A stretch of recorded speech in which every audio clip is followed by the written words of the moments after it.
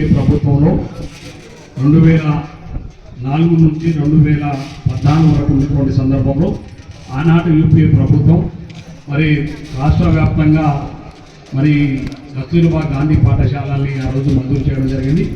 అందులో భాగంగానే ఆనాడు దేవరకొండలో మరి 5 కస్తూర్బా గాంధీ పాఠశాలని 5 మండలాలకు 5 ఆ రోజు మనం మంజూరు చేసుకోవడం జరిగింది.